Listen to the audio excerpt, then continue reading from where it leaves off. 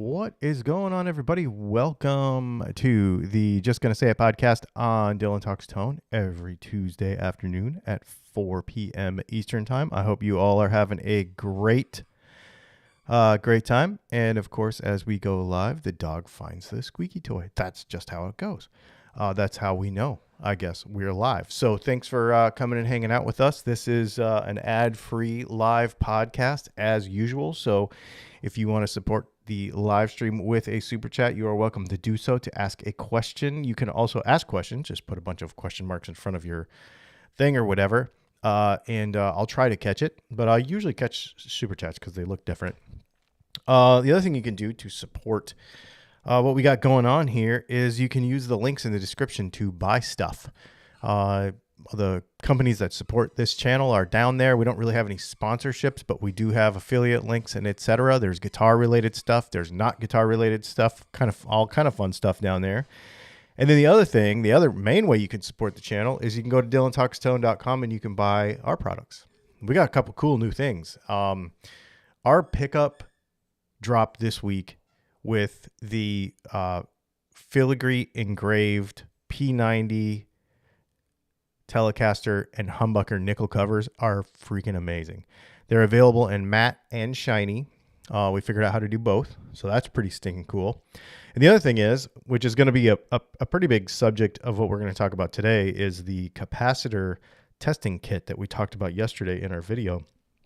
I think they're $20. So it comes with 4 capacitors and a bunch of and some clips to do some stuff. So that's pretty cool. You can do a bunch of testing and whatnot. So yeah, pretty awesome.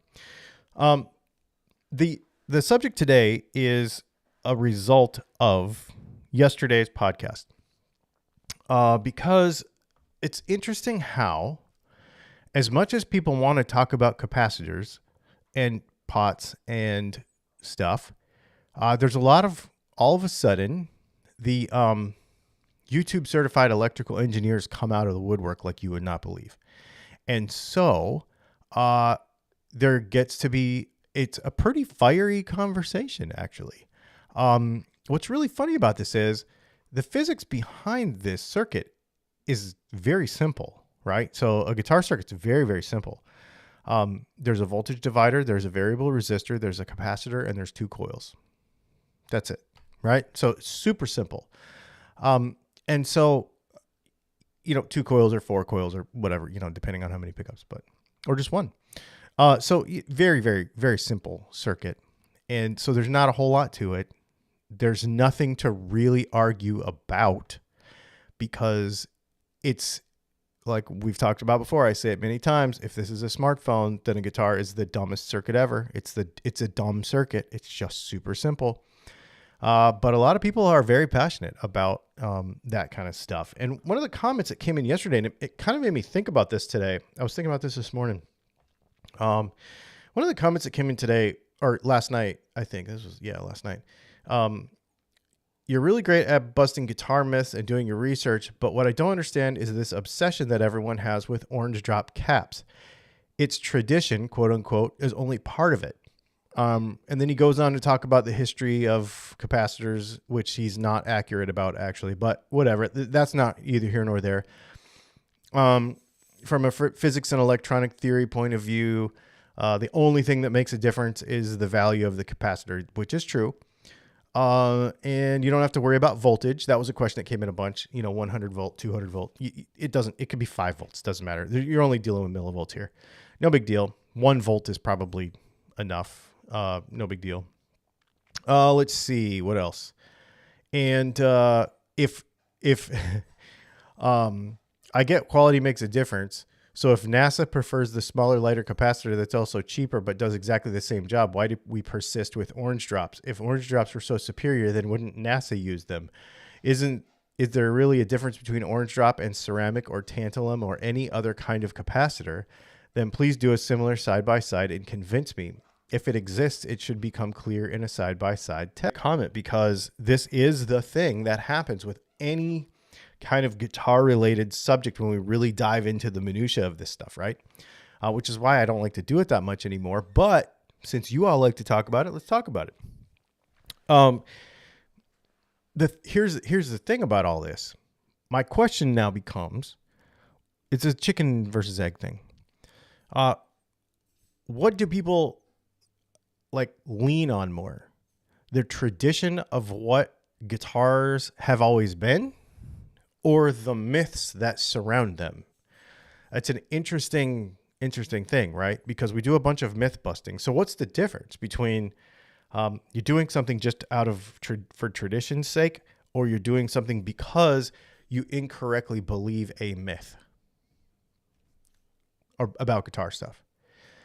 I'm going to say, and we can get your thoughts on this here in a second. I'm going to say that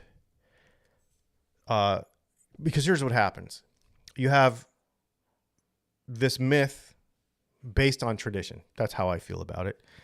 And the result is this belief that something is a certain way, whether it's true or not, right? So there are many of them, right? So tonewood being the biggest one. Whether that's true or not, you can discuss that. Wood does not breathe. Nitrocellulose finishes. There's a huge tonal difference between a paper and oil cap versus an orange drop cap versus a ceramic cap, which isn't true, really. Right? Because physics, it's not that hard. Again, this is very, very simple. Guitars are very simple, but because of tradition, myths have grown up around these things. I feel like since the internet and social media has gotten bigger, like in the last 20 years, it's almost gotten worse because people talk about this stuff so much and then something gets replicated and it's just not true. So, then you have this whole belief system about what makes a guitar do a certain thing, and it's based on nothing, which is weird. So anyway, I'll get your thoughts on that. Let me know what you think. YouTube certified electricians. That's the newest one I've ever heard. Well, it's true. It's all the time. And I bring it up because there are those of us who have actual education in this stuff. Actually went to school, actually put it into practice, actually do it for a living, actually do it every day. And then there's other people. A few comments yesterday were like, well, haven't you seen this post on the gear page that really goes into this? I'm like, I am not going on a guitar forum and then basing everything I believe on that. I'm just not going to do it because I know what the science says. It's not that hard. And here's the thing. It doesn't matter. None of it matters. You can dive into the tradition and the myths of this stuff, but the bottom line is if you don't like the guitar, you're not going to like it. It doesn't matter what it is. And honestly, to tell you the truth, I don't care if you don't like a guitar because you know that there's cheap caps in there. Whether it has a tonal effect or not, if you don't like the guitar, you don't like the guitar, right? I don't care. I think it's important. I think you should really like what you have. Did he just go in there and lay down? We got the puppy a new bed and he's liking it. So it's a very interesting, this whole thing is very, very interesting. I think capacitor types, ceramic, film, blah, blah, blah, make a lot more difference in amps than in guitars. So here's the thing. This is what happens. People take into consideration things that don't matter because it doesn't matter in one technology or the other.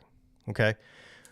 So you can have a fundamental piece of physics that applies to everything in a way, but to a lesser or greater extent based on its application.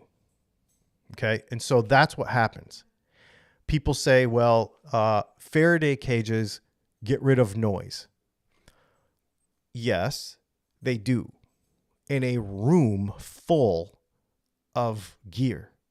Like a 10 by 10 room full of gear, trying to keep out electromagnetic interference with highly sensitive equipment etc., etc., etc. Yes, Faraday cages are awesome.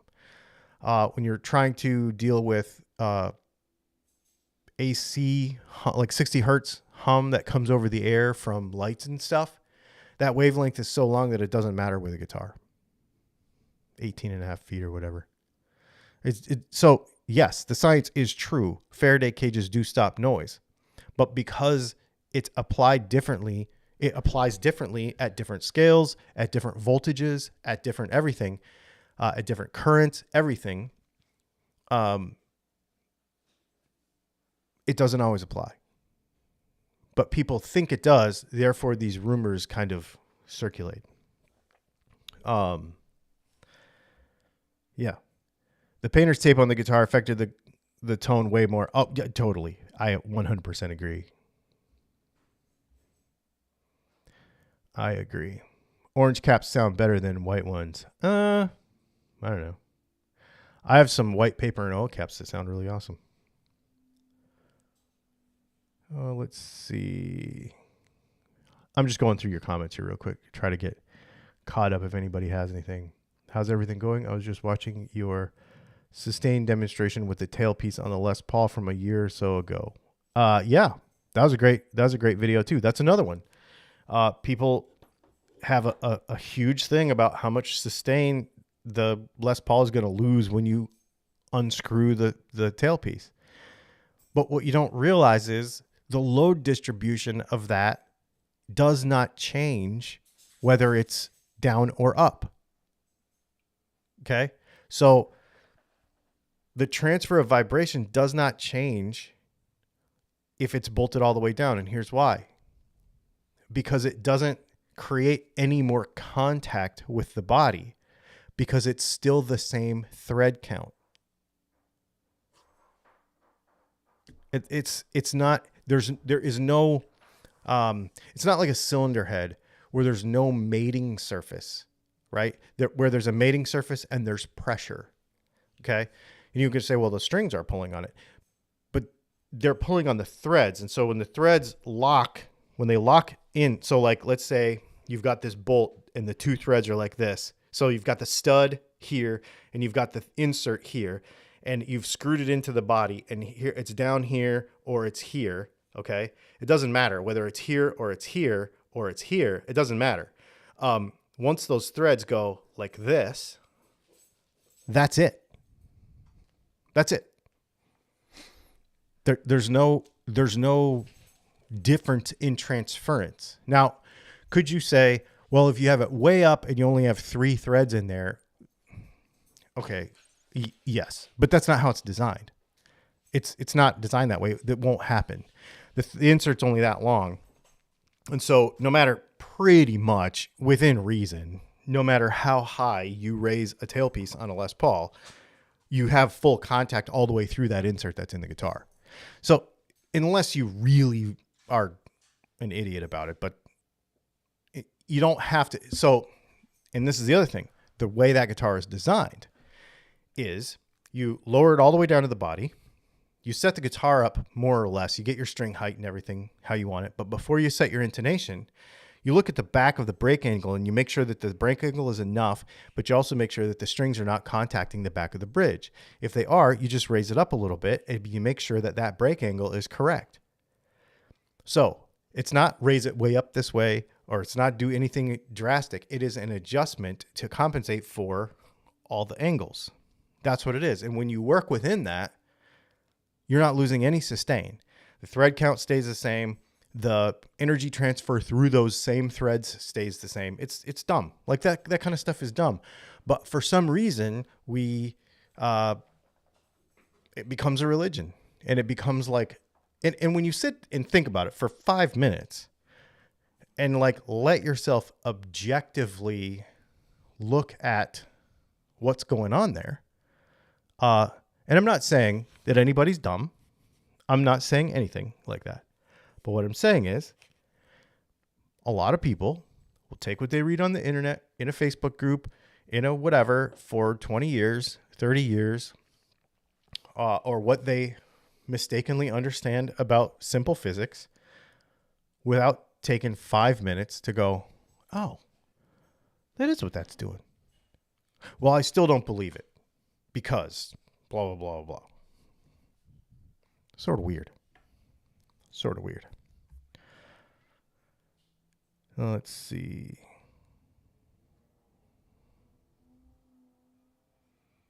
Our memory of sounds is not absolute. Without recordings, it's difficult to nearly impossible to know the difference any swap makes. So this is a really good point, Curtis. The reason I say that none of this matters is because you're right. It's hard as a human being, the way our brains work. And again, this is all science stuff. This has nothing to do with anything except for science. Our ability to recall and make association between two things outside of a couple of seconds is really hard. And so one of the things that I always talk about is if you're going to do a side-by-side comparison, right? And this is where tradition and belief overcomes reality a lot of times with this. Going back to our theme for today is if you have to sit here. So how much difference does it really make? Okay. So if you, let's equate this to something that we can actually see. Okay. Okay. In drag racing, if a guy wins by 6 car lengths, and he knows what he did in his tune, and you know what, you could hear it. Like you could hear it. Oh, the motor's running right. The other guy's motor wasn't running right, etc. He wins by 6 car lengths. Okay. Pretty easy, right? It's pretty easy. If everything is perfect and a guy wins by a bumper and you got to go to the photo finish, that's where it matters, right? But when we're playing music, if you have to sit there in a controlled environment with headphones and be like, okay, I've listened to this 20 times and I think I can kind of hear a difference between this and this and this. I have my heart set on this particular capacitor because I had to listen to it 20 times with my eyes closed and nobody bothering me through $500 headphones to tell the difference. Then does it really matter? Does it really make a difference? Now, if it's a huge difference, yeah, for sure. You know, and there are things that are cumulative, but even then, does it really matter? Now, experience will help you with that, right? There's all kinds of hobbies that as you gain experience, as you train your ear, as you learn things about the hobby, then you'll get to tell more and more and more and more difference. But here's what I would caution people against. Don't allow the internet to tell your brain what you should be hearing before you actually hear it yourself. Because that is what happens. And that's what ruins this for so many people. Our comment section is full 24/7 of folks that when I read the comment, I've been doing this a long time. I've seen hundreds of thousands of comments. We've had 20 million views on our YouTube channel. I can tell by the words that somebody types that they saw it in a forum. And I can also tell the guy that has zero experience and has been sitting on the toilet meditating on this by himself and actually thinks it. There's a big difference, right? So if a guy's like, hey, I wonder if I woke up at 3 a.m. and I was thinking, what if you took this capacitor and you did that? Would that make a difference?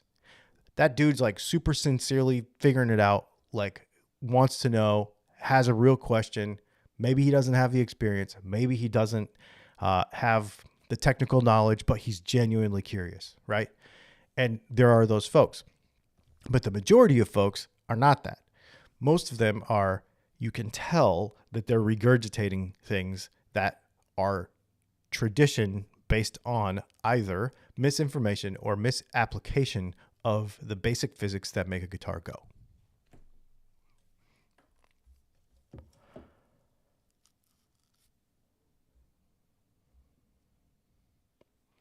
Let's see. I wonder if being a newbie and not hearing the differences make it easier on me. You know, I think about that. I think about that because there is. So I'll tell you how I think about when I think about this. Amp selection. Okay. So people will spend lots of money on pedals. They'll spend a lot of money on amps, right? But sometimes it's like super fun to just plug into a Line 6 Spider is the wrong answer. Positive Grid Spark, you know, it's got all the stuff in there. And yes, it sounds like a Positive Grid Spark. It's cool. It's great. It's an awesome practice amp. But sometimes I like to go back to, I don't care. I don't care about my tune. I just want to plug in and sound shreddy. Or I just want to plug in and chug some power chords, right? Like what you just said, Jay. Like, who cares about experience? Who cares about the little nuance of this? I'm doing this for fun right now. Now, there's other times where I'm like, I really want to nail a tone and I really want to get into the minutia of it, right? And I really get lost in that. It's really fun. That's fun too. But sometimes you throw all of your experience away and all of the things you think you know, and you just go, you know what? I just want to shred. I just want to turn everything up to 11. Who cares about actual tone? I just want to see what comes out. And I think sometimes we forget to do that. I think we forget to do that. Nothing like the sound of a Line 6 Spider in insane mode. Dude, totally rad. Exactly. Exactly.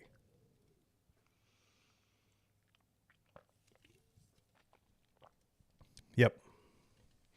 One day I love how my guitar sounds. 3 days later, the guitar cycle repeats. I'm unhappy with how it sounds, yet I haven't touched any amp or any pedal settings. Dude, I get it. I get it. Yeah. And I think allowing those days to happen is real. I think we have to do that. I think we have to just let it go. We have to let it be. You know, one of the things that the problem with all of these myths is it's like the tradition of all this stuff / myths. That's where it's like, which came first, the chicken or the egg? It's like you have to have one to shore up the other so that what you believe and what you think you know about guitars is right.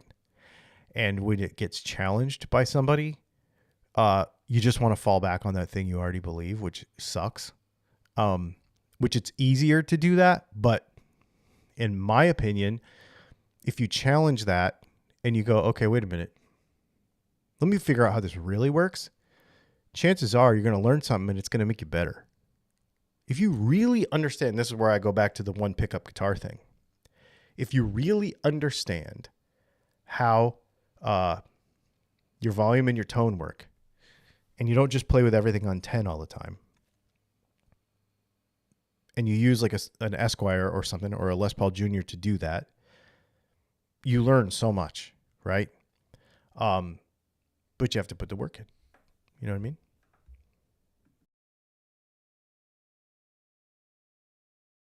Yeah, it's just kind of funny. And a lot of the traditions and a lot of the myths and stuff, a lot of that stuff really was based on availability. Like it wasn't tone. Everybody thinks that everything is always about tone. It happens in my pot. Well, why isn't it about the tone? We're playing guitar. No, it's because we want to do something fun. Fender did stuff because it was cheaper. It was easier. It was easier to manufacture. It was easier to ship. It was easier to all those things, right? Like all the things have to come into play. It's not just about the tone. It's about all the things to bring the experience. There's more than just tone about the guitar playing experience. Period. End of story. And I think people forget that. I think people lose that in in what they do. And I think the progress that's been made in materials, like with capacitors, with pickup wire, with guitar strings, with guitar picks, all that stuff, I think it's good. It was bound to happen. Material sciences change over time, therefore, and they get better. They don't get worse most of the time. So the material sciences get better, which opens you up to broader experiences, not less. So old guitars are not better than new ones because new guitars are better. They are. Old guitars don't sound better. They don't. The vintage stuff doesn't sound better than a new guitar. It simply does not. The only thing is there's a psychological connection to old stuff. So if the first song you heard was whatever, Achy Breaky Heart, then that guitar tone is going to be what you want to hear all the time. Whenever you formulated your taste in music, that's where you're going to be, right? And so that's why you think that guitar sounds better. But a 59 Les Paul doesn't sound better than a new one. I mean, it sounds great. I've played them. They're great, like a real one. But they're not really that good. I mean, they're cool because they're rare. Like, they're neat. Like, I would love to have one, but I don't really want one. I'd rather have a Porsche GT3. Yeah, I mean, they're cool. But what are you going to do with it? What are you going to do with an old guitar anyway? Right? And then one of the things that affects me with this is, Dylan talks tone, the new vintage, right? So we don't use all that traditional stuff. We use new materials that you can get in 2024 to make parts to a point. Okay. So I can give you vintage PAF sound with clear bobbins, with poly nylon wire, with modern looking stuff. I can do it. I've been doing it for 11 years. Anybody can, actually. Anybody that's really good at making pickups, they can do it. It's not that hard. It's not a hard thing. Everybody thinks that there's some voodoo, some magic in vintage pickups, but it's just people winding wire around magnets. That's all it is. It's all it is. Now, there is a lot of practice. There is a lot of, right? But after 10 or 15,000 pickups, you kind of get the hang of it. And you can too. Like, anybody can. We've trained a bunch of people to make pickups. And you can do it. So that stuff's not that big a deal. Where we do get stuck in some tradition is if I went to say on my website, going back to the capacitor thing, if I went to say on my website, hey, we're going to ditch all the orange drops and we're going to start selling ceramic discs, nobody would buy it. Because the tradition has dictated that you either use orange drop caps for the most part, or, some people, there's somebody with an Android and a Linux computer who wants a Mallory. But other than that, like most people, like regular iPhone people, either want an orange drop or a paper and oil, right? Like that's pretty much it. So if I go and say, okay, I'm going to start carrying green chiclets, or I'm going to start carrying, ceramic, even though that's my brand new Fender Telecaster has ceramic in it, people won't buy it because tradition. And I'm stuck there because I have to make a living. So I have to sell what's traditional, right?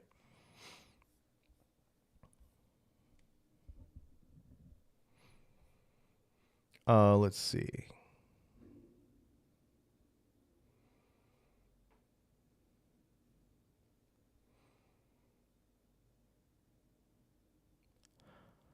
I would settle for a Macan Turbo. So I have a Macan Turbo. Well, it's not a Macan Turbo. It's an Audi SQ5, but it's the same thing. It's the same car, basically the Audi version of the Macan Turbo. And dude, get you one. It's so good. It's so good.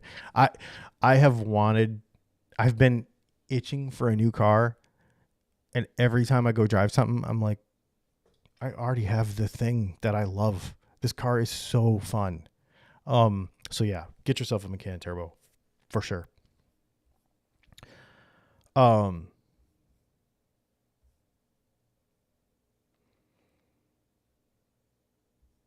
Let's see. Blasphemy.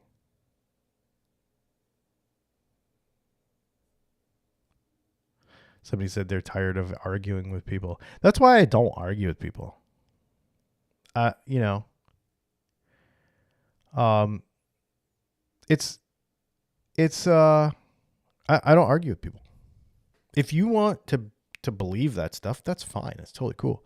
Because I think in the end, if you have a cool guitar that you think is cool, that's all that matters. That's all I care. I just want you to play. And somebody said, well, why are we arguing about this? I'm like, I'm not arguing about it. I just wanted to show you 4 different capacitors and what they sound like. I'm not arguing. I know. And I know you do too. Right? And I think most people do. Like if people are, again, set the tradition aside, set the myths aside, and look at things logically for just 1 second, most people know. They know, that 99% of this stuff is not worth arguing about. Like none of it is, right? If you're spending your time arguing in a forum or in a comment section, then you're not playing guitar or, hanging out with your family or, I don't know, watching the Yankees lose the World Series. Freaking sucks. There's a million other things you could do than argue about this stuff. So don't. Just don't. Ain't that big a deal. Just enjoy it. What's your view about the myth with spending $200 for a preamp tube because it's going to do this or that? It's an RCA. It's a GE. My 70. Oh, okay. So vintage tubes are interesting. I don't care. Because I'm not a tube snob. I will play a tube amp if I have it, and currently I don't. I have a Kemper, and I have a Tone Master, and I have a Tone X, and I've digital stuff, so I don't care.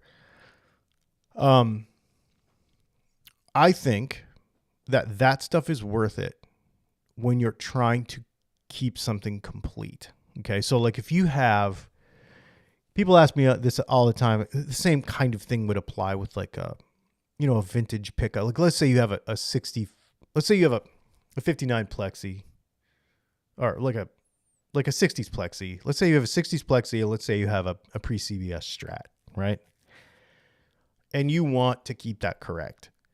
Then if it was mine, I would go buy the right stuff. I would go buy new old stock tubes, and I would put it in there, and I would keep it as correct as possible. If it was mine, that's what I would do. If I needed a new pickup, I would go try to find a pullout from the same vintage of guitar. I would only rewind it if I absolutely had to, but I definitely wouldn't put a modern one in there, or even one of my own. I would actually find the right one and I'd stick it in there, and I'd pay the money to do it because I'd want it to be right. As far as, but that's like from the collector side.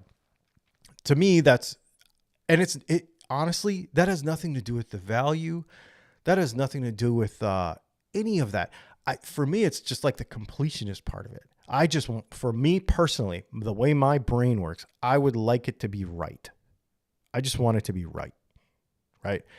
I don't want to have this thing and know that it's totally original, except it's got JJ tubes in it. Like that would bug me personally.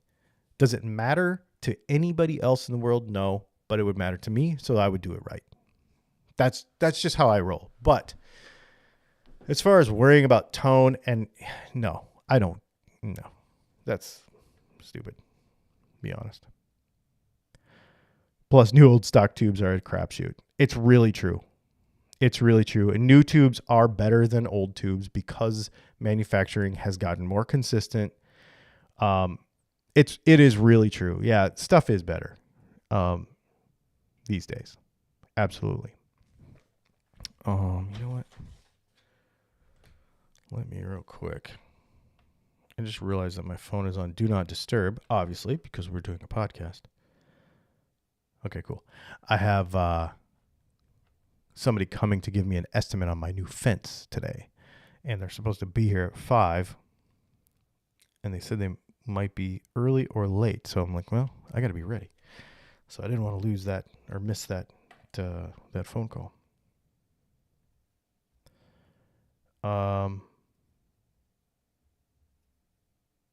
Restoring a guitar is like restoring a car. Yeah, I mean, yeah, and you're going to do your best if you're into that. Now, you might be a Resto-mod guy, right? You might take, what's really fun. You could take a car that's kind of beat, like let's say you had a 76 Stratocaster with the big headstock and it was the 3-bolt and it was red and there's a million of them and who cares, and it's kind of got damage and maybe the body got split before and you glued it back together and okay, now let's, I had a buddy of mine that's got one like that. I think it is actually. It's a red 78 Strat. And it was all hacked up before he got it. And he's like, well, I want a single hum it. And I'm like, well, I have to route the body underneath the pickguard. And he's like, I don't care. He's like, this thing's already hacked. He's like, so let's turn it into a resto mod and make it something that I'm actually going to gig, like I'm actually going to use this thing. And so we did, so you could go either way on it. But I think it doesn't matter, it doesn't matter. And actually that's an era of guitar that can stand to be improved upon pickup wise and stuff, so yeah. One new fence arm. If you want it done right, arm, leg, dude. Right now, it's going at about $35 a foot here. And I've got $230 or 230 feet, something like that. Yeah.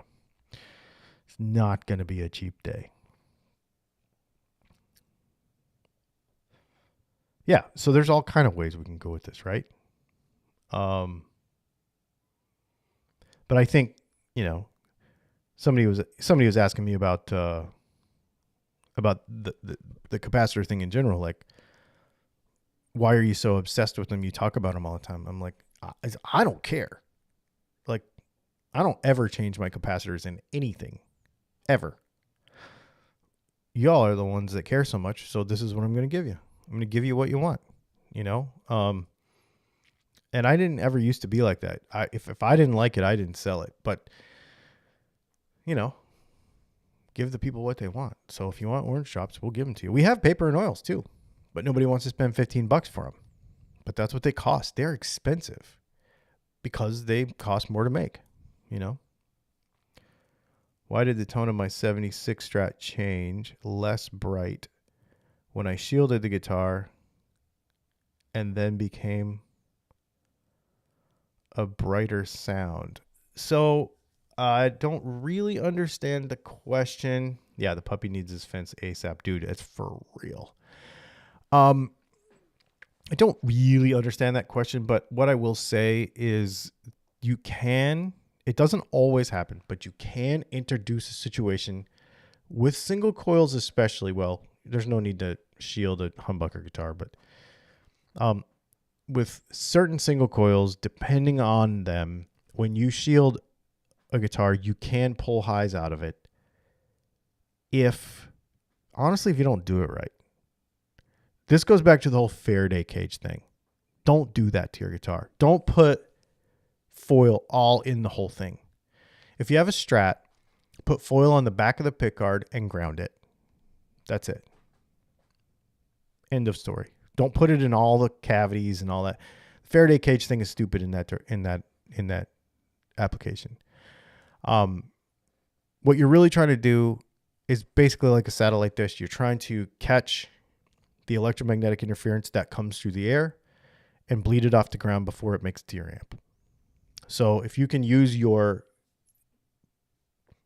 pickguard as a satellite dish by putting foil on the back of it, copper foil, or if you're really cheap or really broke, aluminum foil, but it doesn't work as good, and ground it, then it'll bleed that off.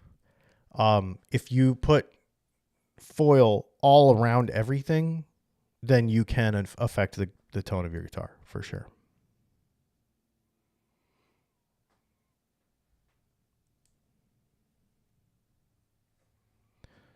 Yep. Most of these things are feel based, to be honest. Yeah, not really. I mean, okay. The whole feel thing really only comes down to timing. Okay. So when we're really talking about feel, when we play guitar, we're talking about time. The moment you hit the note, does the note do what you intended to do when you hit it? And with a tube amp, where feel comes into it, but it's not actually feel. It's not. So it's actually, you're hearing it, but it's timing. It's so when you hit the note, what does the note do? Does it compress? Does it sag and then build? Does it attack? Right? There's a bunch of different things that a note can do when you hit the note with your plectrum or your finger or whatever. Because when you introduce that vibration into the string, you're starting a voltage. That's all you're doing. You're just making electricity. So when you make that electricity, the feel is the time. So in the old days, 10 years ago, latency was a thing. Latency is no longer a thing. People that tell you that latency with digital stuff is a thing, they're just wrong because it's over. Latency is over. Okay. When it comes to Kempers and all that kind of stuff, good stuff. Now, okay, I don't know about all the like Harley Benton Kempers or whatever, or Harley, whatever you want to call them. I don't know about those because I don't care about that stuff. But like the real good ones, latency is over. Okay. So it's not a feel thing. It's still a hearing thing. I understand why people say it's a feel thing, but it's really just timing. When you hit the note, what does it do? But when you think about it like that, when you hit the note, what does it do? Then you can fix it. Then you can understand what it's doing. When you understand what the note is doing or not doing that you want it to do, then you can fix it. So if you hit the note and it compresses too much, then there's a couple things you could do, right? First of all, very first thing I would do is I would find where the break point of your power stages, your individual power stages on your amp are. So your preamp, make sure your power amp is totally clean and turn your preamp up, which is usually your gain knob, or your volume. Well, your volume knob is usually your post. So your preamp tubes, turn your power down and then turn your preamp up until it starts to clip or compress, and then back it off until it's 100% clean. Do the same thing with your power side. Make sure that it's 100% clean. Figure out where that compression edge is.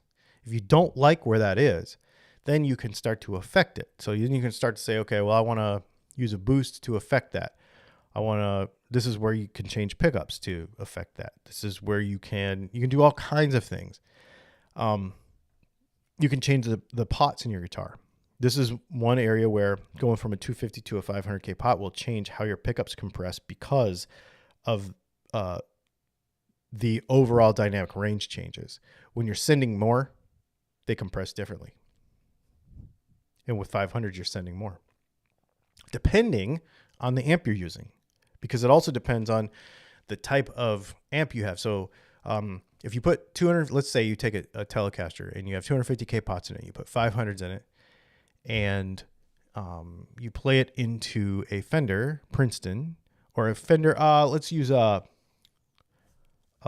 Fender Deluxe, so a 5E3 circuit, and you slam an E chord, and you've changed pots, that will compress differently because like a 5E3 does that real farty low end thing. So as you send more, it will compress differently. Now, if you play that same setup into an AC15 on the edge, it will do different because that toppiness of an AC15 is different than a 5E3. All those things matter. So you can change that timing, and that's where you can really geek out about this stuff and have a lot of fun. Or you can get a Line 6 Spider Jam and turn it to insane and just feel awesome. Right? So that's where this stuff gets really geeky and fun, but it's also all an experiment. There is no wrong to any of it. And I think that's the other thing that happens with this whole myth versus tradition thing, that people think things are wrong and they're just not. You can build a guitar a million different ways. And this is why I say none of it matters, because you can get a result that you want completely in a different way than somebody else does. And you will look at my setup and be like, oh, I could never do that because that would never sound good. Here, play it. Yes, it does. It's not that hard.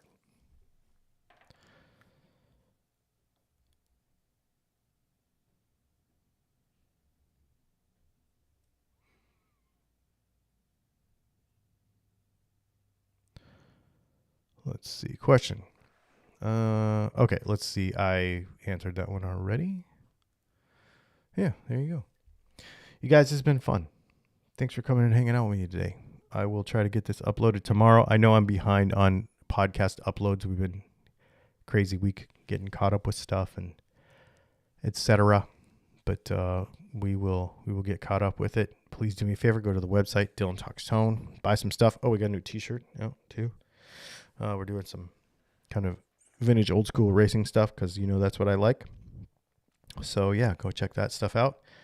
Go check out the pickups. Go check out the, what is that thing called? Oh, yeah, the capacitor test kit. Check that out. All kind of stuff. Links in the description. Thanks for hanging out. We'll see you guys probably Thursday.